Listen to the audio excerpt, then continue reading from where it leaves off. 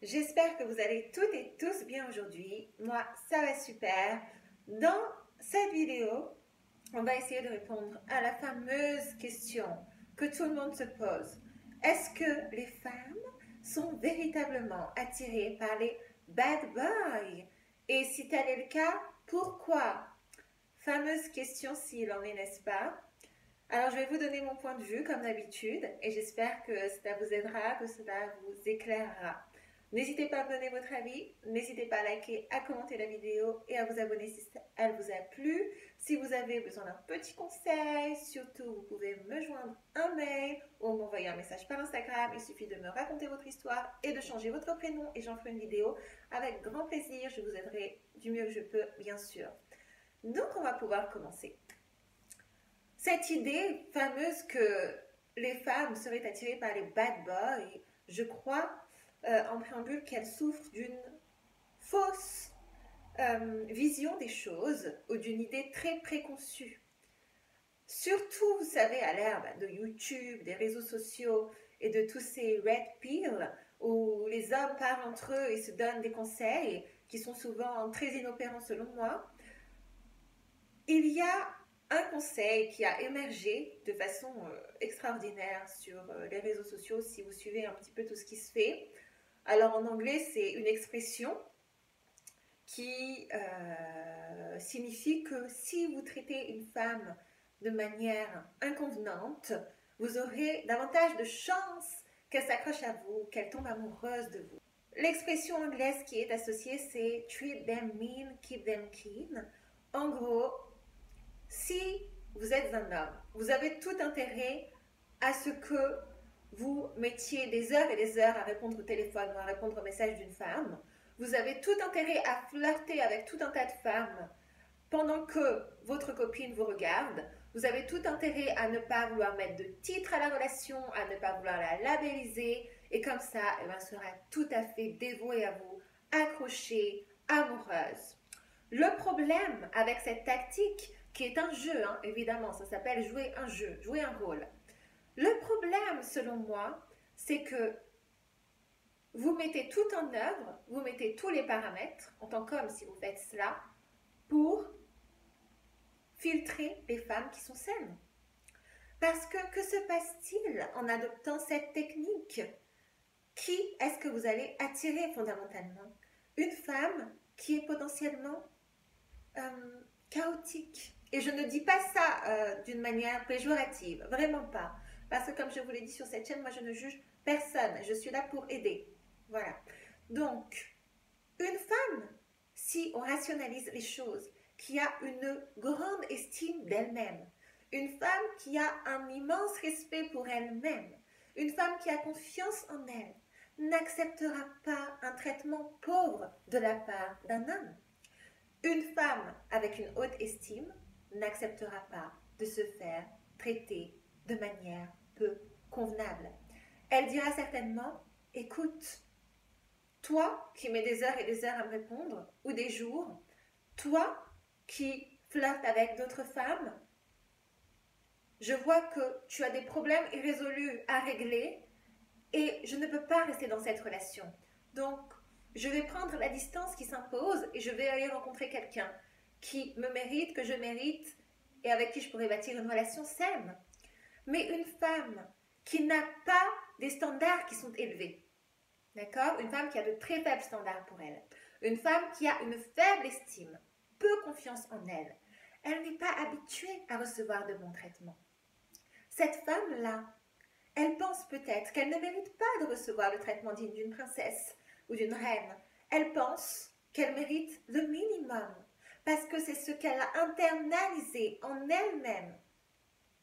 Donc, un homme qui se comporte mal avec elle, ça ne va pas lui faire un déclic dans la tête. Elle ne va pas se dire « mais qu'est-ce que c'est que cette attitude?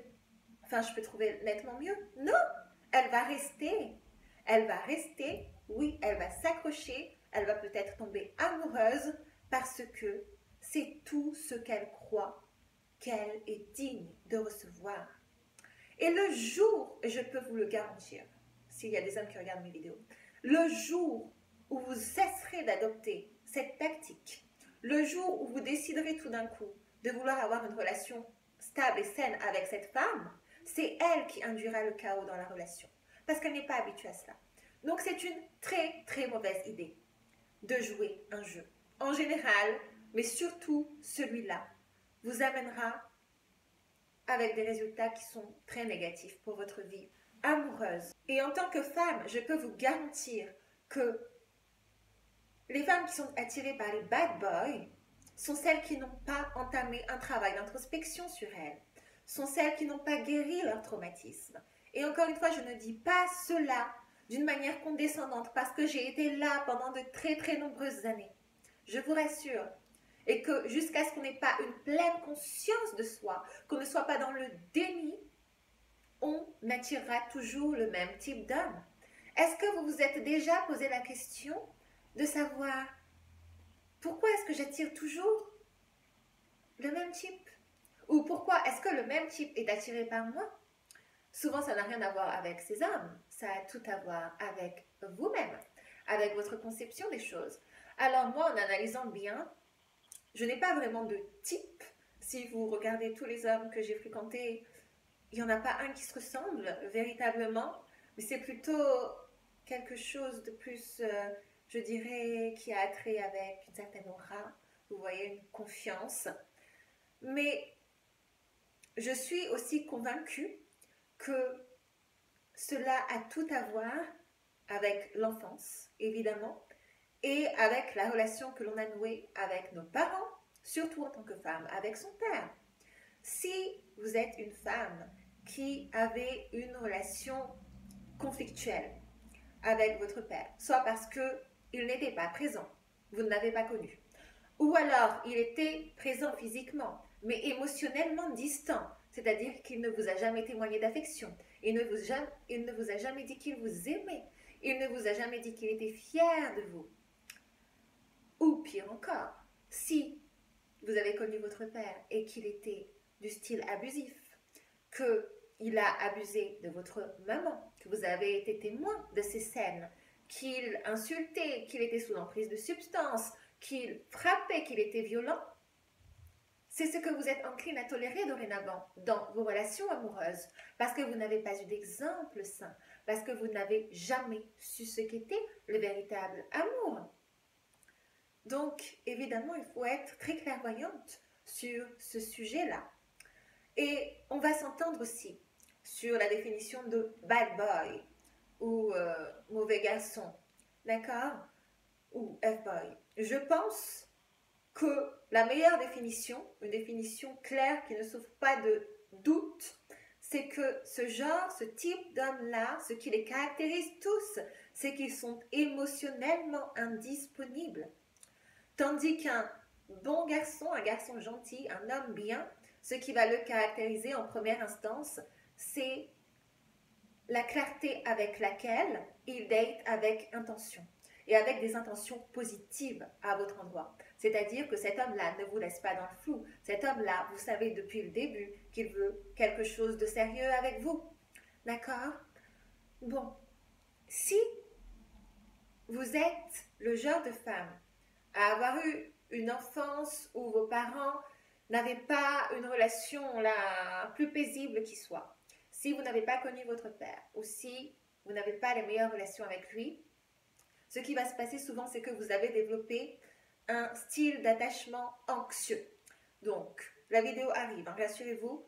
En gros, pour résumer, dans la psychologie traditionnelle, on a 4 types d'attachement qui résultent de notre enfance et des besoins impérieux que l'on a nourris en tant que bébé et de la façon dont la personne qui s'est occupée de nous a rempli cet office.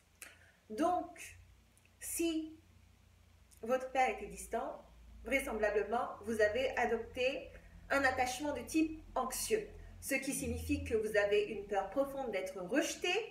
Ça vous pousse à être plutôt collante dans vos relations amoureuses, à avoir peur, à être possessive et jalouse et à craindre l'abandon. En gros, c'est ça. Donc, vous, avec cet attachement anxieux, dès lors que vous prenez conscience que c'est ce que vous êtes, Le pire choix que vous puissiez faire pour votre vie amoureuse, c'est de dater un homme qui est émotionnellement indisponible. Parce qu'il n'a pas la capacité de vous sécuriser. Il ne peut même pas se sécuriser lui-même. Un jour, il est dedans, un jour, il est dehors. Il ne vous dit rien, il ne parle pas. Donc, cet homme-là, ce bad boy, c'est normal que vous soyez attiré par lui si votre attachement est de type anxieux. C'est tout ce que vous allez attirer. Je suis honnête avec vous, d'accord? Tant que vous n'aurez pas guéri cela en interne, tant que vous n'aurez pas été chercher les raisons qui vous poussent à agir de la sorte, vous n'attirerez pas quelqu'un de sécure. Et peut-être même que vous penserez que cette personne sécurisante pour vous est ennuyeuse, qu'elle n'est pas assez excitante, parce que vous, ce que vous aimez, c'est l'imprévisibilité, le fait que vous ne savez pas, le fait que vous devez aller chercher l'amour, que cela représente un challenge, et que quand cet homme est là, cet homme qui a l'habitude de souffler le chaud et le froid, quand il vous donne du chaud, vous vous dites « Yeah, j'ai réussi !» jusqu'au lendemain où il redisparaît et le cycle continue. Donc évidemment, ça n'est pas soutenable sur du long terme et vous, dans une relation similaire à celle-là, finirez misérable et malheureuse parce que évidemment, elle ne peut pas vous remplir, elle ne peut pas vous satisfaire. Et cela s'explique aussi par le fait que si, en tant que jeune enfant, vous n'avez pas reçu l'amour et l'affection que vous méritiez, que vous étiez en droit de recevoir, vous allez possiblement vouloir aller vers des hommes qui n'expriment rien et les faire changer. C'est-à-dire que vous avez envie d'être la sauveuse dans la relation parce que, intimement, cela prouvera dans votre narratif que vous êtes digne d'amour. Parce que cet homme-là que vous avez choisi, qui ressemble à votre père, qui ne vous donnait pas d'amour, eh bien, si vous parvenez à le faire s'investir, si vous parvenez à lui soutirer de l'amour, cela prouvera que, en fait, oui, ça n'était pas vous le souci et que vous êtes finalement une femme qui méritait un bon traitement. Vous voyez, donc il faut vraiment sortir de ce schéma. Le plus important, c'est la conscience de soi. Quand vous avez conscience de cela, et il n'y a pas de problème, d'accord? Je pense qu'il y a énormément de femmes qui sont dans ce cas-là. Donc il n'y a pas de honte à avoir, il n'y a pas à se dire « Oh là là, c'est pas possible ». Non. Et la pire chose aussi que vous puissiez faire, c'est prétendre ne pas être comme ça. Alors que, vraisemblablement, toutes vos relations se ressemblent et qu'elles n'aboutissent à rien. Donc quand vous en êtes là, il suffit juste de se dire « Ok, alors je vais faire changer les choses ». Bien sûr, c'est pas facile. On ne peut pas prétendre changer son type comme ça, du jour au lendemain. Néanmoins, on peut y aller stratégiquement. On peut avoir un objectif. Si votre objectif, c'est d'avoir une relation saine, une relation qui vous épanouisse, ce qui, je pense, est l'objectif de la plupart des femmes et de la plupart des hommes, bien sûr, vous ne pouvez pas décemment aller vers le type d'homme vers lequel vous gravitez habituellement. C'est-à-dire des hommes qui jouent un jeu, des hommes qui ne vous donnent rien, des hommes qui sont froids et distants. Un jour, et puis chaleureux l'autre jour. Non, vous ne pouvez pas faire ça. Vous n'aboutirez pas au résultat escompté. C'est comme si je disais que moi, je veux garder la ligne, mais tous les jours, on me voit à McDo. Non, c'est pas possible, d'accord? C'est ridicule. On dira que je ne me donne pas les moyens de réaliser mon objectif. Et on aura raison. Donc, c'est un petit peu la même chose. Et assumez que l'homme que vous rencontrez, tel qu'il se montre, sa nature n'est pas vouée à changer fondamentalement, d'accord? Une orange restera une orange, un fruit restera un fruit. Donc, attendre pendant des mois ou des années, en espérant que l'homme qui a quelques caractéristiques que vous aimez changera, est une lubie de l'esprit. Et potentiellement, ça vous fera perdre de précieuses années pour vous. Ensuite, vous allez devoir matérialiser clairement ce dont vous avez besoin dans une relation. Ce dont vous avez besoin, j'insiste, et pas ce que vous voulez. Je pense que vous notifiez la différence. Elle est assez grande. Ce dont j'ai besoin dans une relation, c'est d'être écoutée, d'être comprise. C'est-à-dire que je recherche comme qualité intrinsèque chez mon partenaire la compassion, l'empathie, la gentillesse, l'humanisme, etc. Ça, c'est ce dont j'ai besoin pour aboutir à la relation que je veux. Ce que je veux chez mon partenaire, ça peut être tout un tas de caractéristiques, d'accord, physiques, etc. Mais ce que vous devriez faire quand vous allez établir votre liste de ce que je veux et ce dont j'ai besoin, c'est que vous devriez vous concentrer sur ce dont vous avez besoin. C'est cette liste-là qui vous aidera à voir clair et à aller de l'avant. Ce que vous voulez, c'est bien, mais des fois, cela vous détourne du but que l'on cherche. Et enfin, vous devriez vous octroyer la possibilité de prendre des décisions qui sont différentes de celles que vous prenez habituellement. C'est-à-dire que vous devriez laisser la chance aux hommes bien, vous devriez laisser la chance aux hommes gentils et arrêter de les cataloguer, arrêter de les trouver ennuyeux. Vous devriez accepter d'aller en date avec un homme que vous avez mis dans la friendzone, possiblement. Et je vous assure que vous en avez absolument besoin si vous venez de sortir de relations avec des hommes émotionnellement disponibles, avec des F-boys ou avec des joueurs. Vous avez besoin d'une conversation saine. Vous avez besoin de vous sentir écouté. D'accord? Donc rien que pour cela, vous devriez laisser une chance à ces hommes. Et ils sont partout, honnêtement. Alors je ne veux pas entendre que vous n'en trouvez pas. Il y a des hommes bien partout. C'est juste que vous décidez de ne pas les voir. Parce que vous voulez vous concentrer sur le sexy, le hot, le grandiose. D'accord? Pour vous dire la vérité, vous savez, dans ma vie, ça m'est arrivé de rencontrer des hommes qui étaient vraiment hot, ok? Vraiment, très beaux. Mais je suis forcée de constater qu'il leur manquait des caractéristiques basiques à en faire de potentiels partenaires pour moi. Donc vous ne pouvez pas vous arrêter à cela. Néanmoins, il faut que vous preniez conscience également que si un jour vous rencontrez une personne qui est digne d'intérêt, un homme qui est différent de tous ceux que vous avez eu l'habitude de rencontrer, un homme bien, un homme au point, pas parfait, mais qui tient la route, vraisemblablement vous allez vous rendre compte que vous avez aussi des problèmes et vous avez aussi des choses à régler. Vous savez, c'est assez simple quand on est toujours celle qui pousse notre partenaire vers le haut, de se dire « Ah, mais toi, il te manque ci et ça ». Et ça nous pousse à ne jamais nous remettre en question. Or, lorsque on se donne la possibilité de rencontrer une personne saine, possiblement ça va vous faire un choc. Je vous le dis, parce que vous allez vous rendre compte que finalement, votre habileté à communiquer, que vous pensiez absolument bonne, n'est pas si bonne que cela. Peut-être que vous allez vous rendre compte que vous êtes celle qui prenait la fuite quand il y a un désagrément, au lieu de vous asseoir et de résoudre le conflit en adulte. Et c'est là où de nombreuses femmes auto-sabotent leur relation. Alors encore une fois, moi j'ai été là. Je vous dis la vérité. Parce que quand on n'a pas l'habitude de rencontrer quelqu'un qui sait communiquer convenablement, qui écoute notre ressenti, nos besoins, qui ne joue pas de jeu, qui répond à nos messages sans attendre des heures et des heures, qui est juste gentil, qui est gentleman, quand vous rencontrerez cet homme-là, peut-être que vous vous direz que c'est vous qui n'êtes pas assez finalement. Et il y a un tweet en anglais, je vous le mettrai si j'y pense, qui relate assez bien ça. Et en gros, qui dit exactement ce que je viens de vous dire, que vous vous rendez compte que vous aussi vous avez des défauts et que vous devez travailler sur eux dans le but d'aboutir à la relation que vous espérez. Une relation saine demande beaucoup de travail. Et je crois qu'il y a beaucoup de femmes qui n'ont pas conscience de ça. Elles ont intellectualisé le fait qu'elles voulaient une relation saine.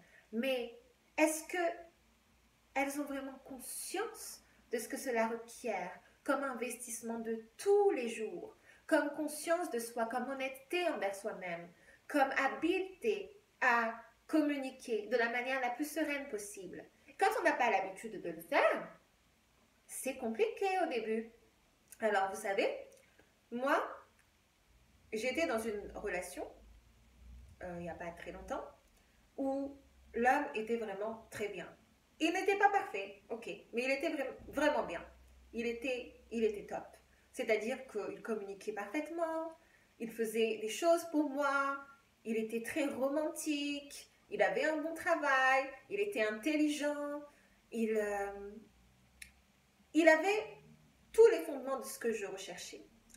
Et c'est moi qui ai fait que les choses se terminent parce que je sentais que je n'étais pas assez. Alors, vous voyez, c'est fou, ça vient d'un manque d'estime, hein, je le crois vraiment. Et la relation se déroulait très bien, comme sur des roulettes.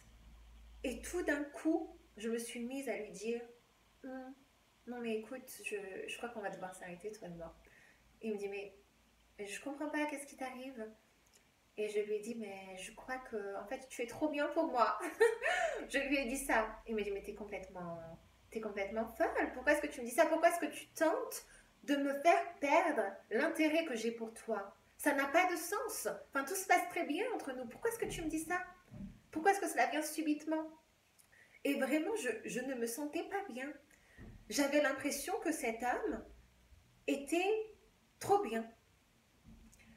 Et tant qu'on n'a pas fait le travail en interne sur soi, on ne pourra pas aboutir à la relation saine que l'on espère, que l'on appelle de nos voeux profondément. Mais il y aura un principe de réalité qui fera que finalement, on n'y arrive pas. On n'arrive pas à s'accommoder parce que on se rend compte qu'on a des défauts et qu'on n'arrive pas à y faire face. Donc, tant qu'on n'a pas guéri nos traumatismes, on ne peut pas dater bien. Voilà. C'est ce que j'aimerais que vous compreniez vraiment. Il y a beaucoup de femmes qui ne sont pas prêtes à dater, qui pensent qu'elles le sont et qui se retrouvent dans des relations misérables parce qu'elles attirent les mauvaises personnes, parce qu'elles ne sont pas à un stade de leur vie qui fait qu'elles auront la capacité d'être dans une liaison belle. Depuis, j'ai compris toutes ces choses et j'aimerais vraiment que vous aussi vous compreniez cela. Alors, c'est pas facile parce que ça demande de faire un vrai gros travail sur soi, un vrai travail d'introspection, mais qui est, je le crois, nécessaire pour aboutir à ce que l'on souhaite. Et la bonne relation pour nous, c'est celle qui nous fera grandir, qui nous fera évoluer et qui nous fera devenir une meilleure personne. Pas juste sentimentalement parlant, pas juste d'un point de vue romantique, mais globalement, qui fera de nous, en tant qu'être humain, en tant que nos valeurs intimes, une meilleure personne, je le crois. Et c'est beau, ça vaut le coup. Néanmoins, ça demande un gros investissement, comme je vous le dis.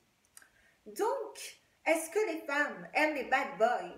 Non, les femmes n'ont pas vocation à aimer les bad boys. Celles qui aiment les bad boys sont celles qui n'ont pas fait le travail sur elles-mêmes. Ce sont les femmes qui ont eu une enfance compliquée et qui n'ont pas résolu cela en elles.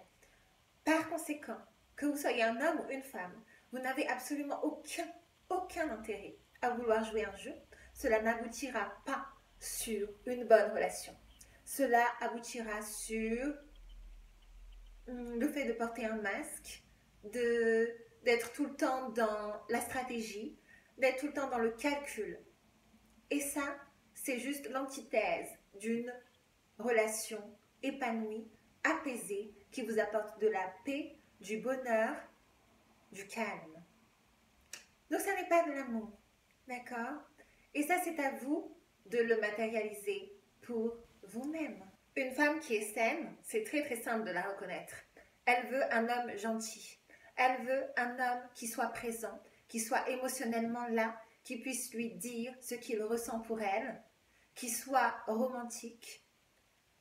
Toutes ces choses-là font que la relation, normalement, elle ira très très bien. Elle ira, ça glisse comme à la patinoire, comme dirait la chanson. Vous voyez? Si vous n'en êtes pas là, ça n'est pas grave. Vous allez devoir travailler sur vous et lorsque vous serez prête, vous attirerez la personne qui vous correspondra parfaitement. C'est une question de conscience, c'est une question de volonté, de faire des choix différents pour soi dans la vie. On ne peut pas constamment réitérer les mêmes erreurs et se demander pourquoi ça ne marche pas. Donc c'est aussi notre responsabilité. Et c'est ça qui est beau, parce que c'est notre responsabilité. Ça ne vient que de nous. Que de comprendre comment est-ce que l'on fonctionne et d'être très clairvoyante sur nos aspirations et sur la personne qui nous comblera. Pour ma part, je suis allée, moi ce que j'aime dire c'est que je fais ma propre thérapie. Alors ça fait quelques mois vraiment que j'y vais comme il faut et honnêtement ça a été difficile, mais je suis très reconnaissante de là où je suis aujourd'hui et je crois vraiment que j'ai énormément travaillé sur moi et que YouTube m'a beaucoup aidée. Donc je dois vous remercier aussi vraiment parce que je fais des vidéos, je pense qu'elles en aident certaines mais elles m'aident aussi. Donc voilà, je vous remercie beaucoup beaucoup d'être présente et de les suivre, de les comprendre. J'espère qu'on grandira ensemble et que ça nous permettra toutes et tous d'aller de l'avant. Si vous avez des questions, n'hésitez pas à me les soumettre, je vous répondrai avec grand plaisir. Si vous avez besoin d'aide, il y a mon mail en barre d'infos. Je vous remercie d'être resté là jusqu'au bout. Je vous fais de gros bisous et en attendant une prochaine vidéo, prenez bien soin de vous. Bye!